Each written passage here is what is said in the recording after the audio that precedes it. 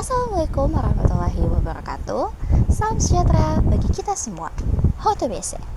Perkenalkan, nama saya Nur Zarani Umar dengan NIM 2024-78003 dari program studi kimia. Hari ini akan saya presentasikan ulangan tengah semester saya pada mata kuliah pendidikan kewarganegaraan, yaitu penyimpangan terhadap nilai-nilai kewarganegaraan. Seperti yang teman-teman telah ketahui, bahwa selama satu semester ini telah kita diskusikan 10 materi kewarganegaraan. Tapi dalam prosesnya, 10 materi ini masih mengalami penyimpangan-penyimpangan yang terjadi di masyarakat kita, teman-teman. Seperti apa saja penyimpangan-penyimpangan tersebut? Hari ini akan saya jelaskan bersama dengan upaya yang bisa kita lakukan pada penyimpangan tersebut. Yang pertama adalah identitas nasional, di mana bendera robek itu berkibar di kantor Kecamatan Tanara pada Januari 2025. Jadi pada 31 Januari 2025 itu media lokal melaporkan bahwa bendera merah putih itu berkibar dalam kondisi usang dan robek di kantor Kecamatan Tanara, Serang, bagian Banten. Kejadian ini itu memicu kemarahan warga dan LSM setempat. Kenapa ini disebut dengan penyimpangan? Karena yang pertama itu dia melanggar simbol kedaulatan negara, yaitu dengan mengibarkan bendera yang sudah robek. Terus juga konsekuensi simbolik dan psikologis, karena yang mengibarkan itu adalah sebuah kantor kecamatan. Terus selanjutnya juga pelanggaran etika kenegaraan yang tidak mematuhi aturan pada pasal 24 huruf C UU nomor 24 tahun 2009 tentang pengibaran bendera yang layak. Terus juga ada upaya yang bisa dilakukan. Yang pertama itu adalah dengan mendorong lembaga pemerintah supaya menjadi teladan, karena yang melanggar ini adalah kantor kecamatan. Terus juga selanjutnya adalah melaporkan kejadian tersebut secara sopan dan tertulis agar tidak melibatkan kericuhan yang terjadi. Terus juga menghidupkan kembali kegiatan simbolik kebangsaan seperti upacara bendera dan juga lomba kenegaraan, lomba hari kemerdekaan. Yang terakhir itu adalah membiasakan diri untuk memperlakukan simbol negara dengan benar. Selanjutnya itu adalah integrasi nasional, di mana propaganda ideologi khilafah dan intoleransi terjadi saat Ramadan Maret 2025 di Yogyakarta kemarin. Jadi pada 14 Maret 2025 kemarin itu adalah Lembaga Pejuang Nusantara Indonesia Bersatu atau PNIB itu melaporkan adanya peningkatan propaganda ideologi khilafah dan tindakan intoleransi menjelang dan saat bulan Ramadan di Yogyakarta, di mana kelompok-kelompok tertentu itu dituduh menyebarkan materi yang mengajak masyarakat untuk mendukung khilafah dan menyebarkan kebencian terhadap keberagaman, yang merupakan sebuah tindakan bertentangan langsung dengan Pancasila dan Bhinneka Tunggal Ika. Itu makanya kenapa ada beberapa penyimpangannya, yaitu adalah ancaman terhadap keberagaman, terus juga penyebaran intoleransi, eksploitasi momen religius karena ini terjadi selama Ramadan, dan juga kelalaian negara karena terlambat merespon hal tersebut. Terus juga apa upaya yang bisa kita lakukan, yaitu tindakan tegas dari pemerintah agar propaganda ini tidak terjadi lagi. Terus juga masyarakat harus lebih kritis dan waspada terhadap informasi yang diterima. Terus juga penguatan regulasi dan pengawasan dari pemerintah. Dan terakhir itu adalah edukasi kolektif untuk menjaga persatuan di tengah masyarakat. Lalu yang ketiga itu adalah wawasan Nusantara, di mana salah satu contoh penyimpangan dari wawasan Nusantara itu adalah dugaan penyimpangan prinsip wawasan Nusantara dalam proyek IKN yang terjadi selama tahun 2023 sampai 2024. Kenapa menurut saya ini penyimpangan? Karena pembangunan ibu kota negara IKN di Kalimantan Timur itu menuai kritik karena dinilai tidak selaras dengan prinsip wawasan Nusantara. Laporan dari Transparency International dan berbagai pengamat menyebutkan bahwa proses penyusunan UU IKN hingga pelaksanaan proyek terindikasi minim partisipasi publik dan berpotensi koruptif karena tidak mencerminkan keadilan serta pemerataan antar daerah. Itu makanya ada beberapa penyimpangan. Yang pertama itu adalah tidak mencerminkan keadilan dan pemerataan nasional karena pembangunannya terpusat ke IKN saja. Terus juga minimnya partisipasi masyarakat lokal dan nasional. Lalu juga potensi dominasi ekonomi oleh investor besar swasta dan bukan UMKM. Lalu upaya apa yang bisa kita lakukan? Yang pertama itu adalah dibukanya akses partisipasi publik dalam proyek IKN. Lalu juga diperkuat pengawasan dari lembaga negara seperti KPK dan BPK. Lalu juga ditetapkan status hukum yang jelas. Sebenarnya kita itu berpusat pada IKN atau berpusat pada Jakarta. Lalu diwujudkan keterlibatan UMKM lokal, bukan hanya investor besar swasta. Lalu juga diluncurkan sistem informasi proyek berbasis transparansi publik. Seperti itu teman-teman. Lalu yang keempat itu adalah Konstitusi Indonesia, di mana salah satu penyimpangannya itu adalah yang sedang banyak dibicarakan itu mengenai revisi UU TNI dan keterlibatan militer dalam jabatan sipil yang terjadi pada 20 Maret 2025, di mana DPR itu mengesahkan revisi UU TNI yang memperluas peran militer dalam jabatan sipil di lembaga seperti Kejaksaan, Badan Narkotika, dan Sekretariat Negara. Kritik mengkhawatirkan bahwa ini bisa mengembalikan dwi-fungsi TNI seperti pada masa Orde Baru yang melemahkan supremasi sipil dan mengancam demokrasi. Kenapa ini disebut penyimpangan? Karena yang pertama itu pelanggaran terhadap supremasi sipil. Lalu ada juga penyimpangan fungsi militer menurut Undang-Undang Dasar, dan juga proses legislasi yang tidak partisipatif karena tidak melibatkan masyarakat dalam proses diskusi yang ada. Bagaimana upaya yang bisa kita lakukan? Yang pertama itu adalah judicial review ke Mahkamah Konstitusi. Lalu juga bisa mendorong transparansi legislasi. Lalu juga bisa memperkuat pengawasan publik dan media, dan juga edukasi konstitusi ke masyarakat. Selanjutnya itu adalah kewajiban dan hak negara dan warga negara. Di sini saya ambil salah satu penyimpangan pada hak pendidikan karena kewajiban dan hak warga negara itu sangat banyak. Salah satu penyimpangannya itu adalah skandal pengadaan Chromebook oleh Kemendikbudristek di tahun 2019 sampai 2023. Jadi, pada Mei 2025 itu, Kejaksaan Agung itu sebenarnya menetapkan bahwa pengadaan Chromebook itu senilai 9,9 triliun oleh Kemendikbudristek pada tahun 2019 sampai 2023 itu bermasalah.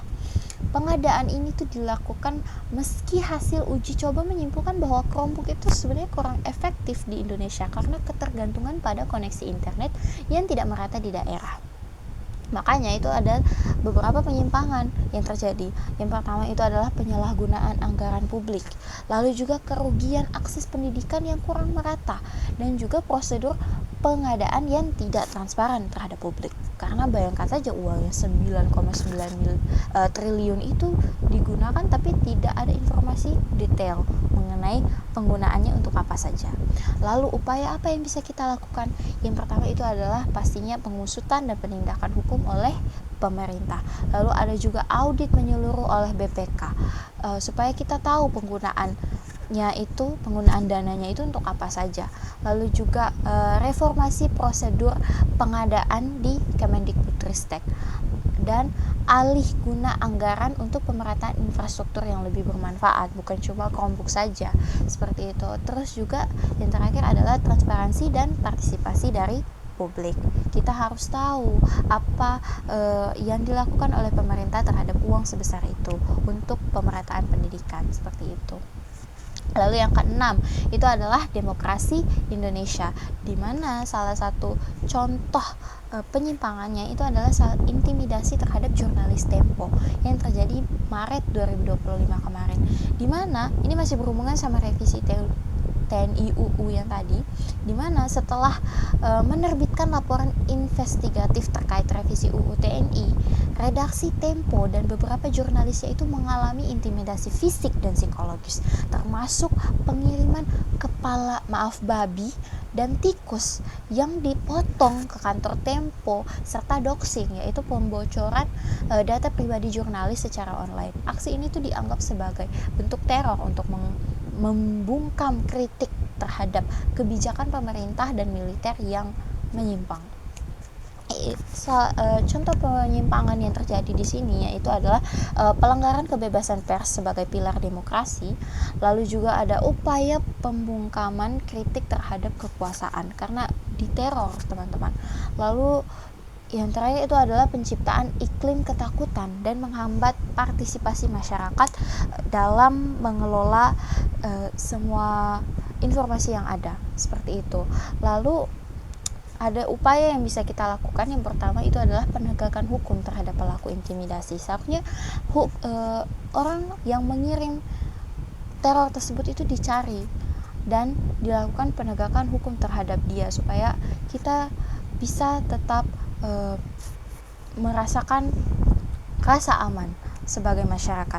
Lalu juga ada perlindungan hukum bagi jurnalis dan media itu, jangan sampai dia diserang lagi atau diteror lagi. Lalu juga penguatan kebebasan pers melalui regulasi dan pengawasan, dan peningkatan literasi publik dan edukasi demokrasi. Lalu selanjutnya adalah hak asasi manusia, di mana salah satu contoh penyimpangannya itu adalah tragedi Rempang, yaitu penggusuran warga adat untuk proyek investasi di tahun 2023 sampai 2024, di mana tragedi Rempang itu terjadi pada 2023 sampai 2024 tadi itu ketika pemerintah melalui Badan Pengusahaan Batam itu mendorong proyek Rempang Eco City yang mengakibatkan penggusuran paksa terhadap ribuan warga adat di Pulau Rempang, Kepulauan Riau. Proses penggusuran dilakukan tanpa dialog atau persetujuan dari masyarakat lokal sehingga memicu gelombang penolakan. Kenapa disebut penyimpangan? Karena yang pertama itu adalah penggusuran paksa tanpa persetujuan warga adat. Lalu juga penggunaan kekerasan oleh aparat saat unjuk rasa dan minimnya konsultasi publik dan transparansi proyek, lagi-lagi tidak transparan dilakukan. Upaya apa yang bisa kita lakukan? Yang pertama adalah audit proyek dan perlindungan tanah adat, karena ini adalah tanah adat, teman-teman, yang harus dilestarikan ya. Terus selanjutnya juga rehabilitasi korban dan kompensasi yang layak karena mereka sudah digusur. Terus juga penghentian pendekatan represif dan penyelesaian secara dialogis.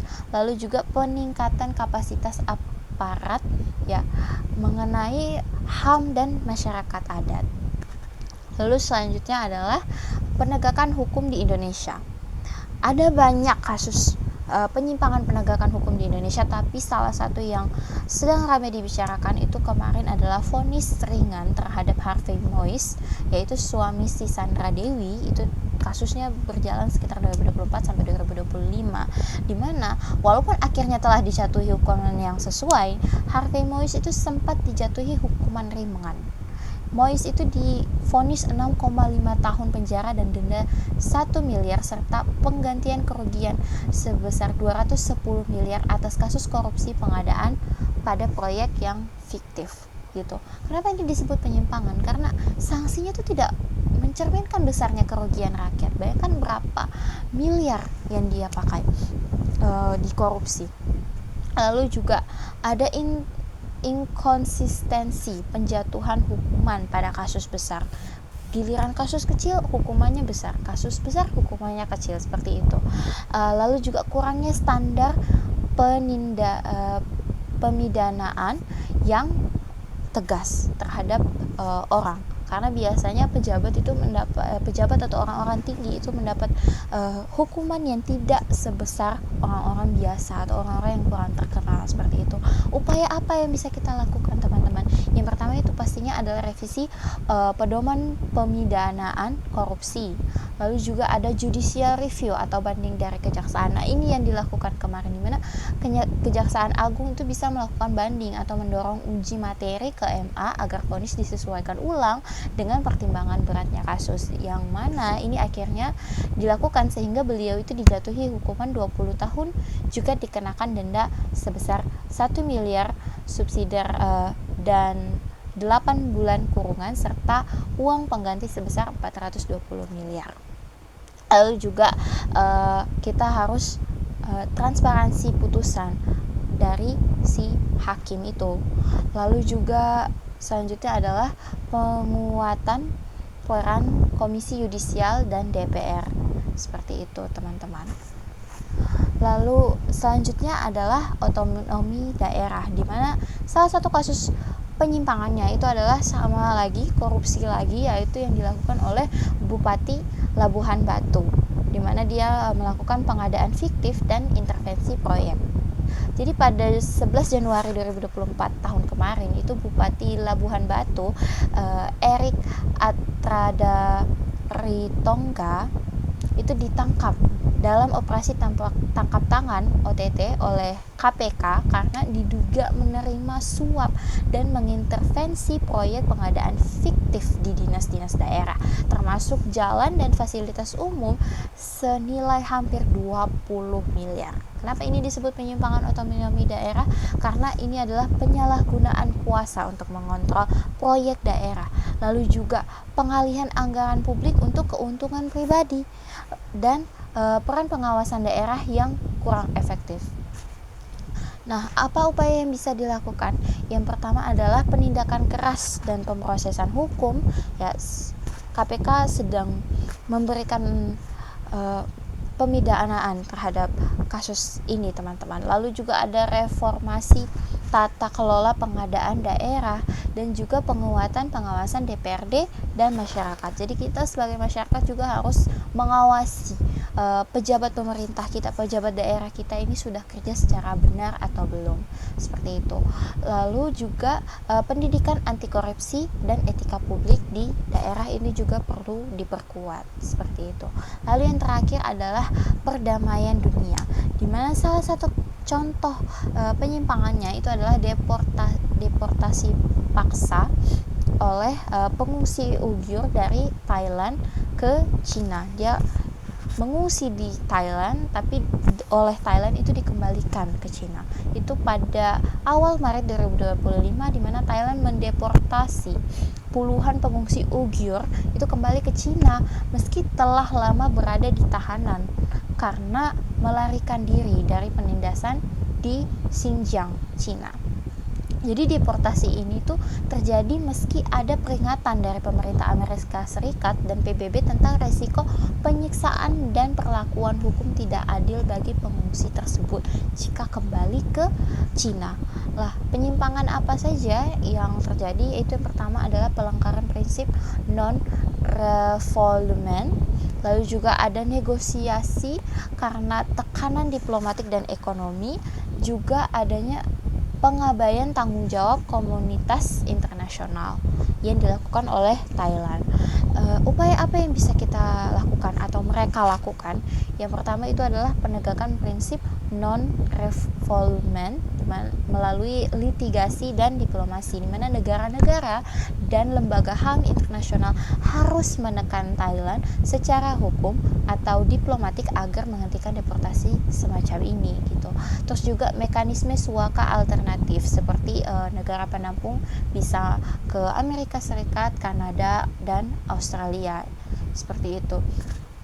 Terus juga ada sanksi diplomatik ekonomi dan evaluasi kebijakan pengekspor, dan juga kesadaran publik dan kampanye global, di mana LSM, media, dan komunitas Uyghur harus terus mengampanyekan keadilan atas kasus ini untuk menekan pemerintah agar taat terhadap hukum HAM internasional, seperti itu.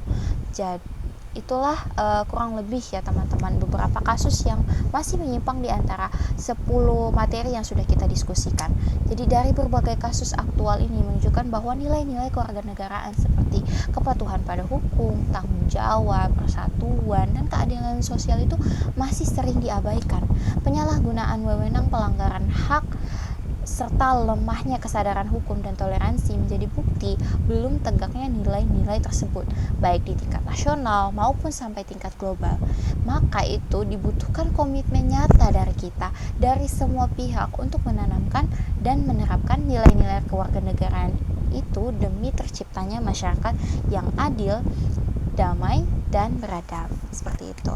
Itulah teman-teman yang bisa saya sampaikan pada hari ini mengenai ulangan tema semester saya. Semoga apa yang bisa saya sampaikan hari ini menjadi pelajaran untuk teman-teman sekalian dan kita untuk selalu menegakkan nilai-nilai kewarganegaraan dan meniadakan penyimpangan-penyimpangan ini ke depannya. Sekian dari saya, terima kasih.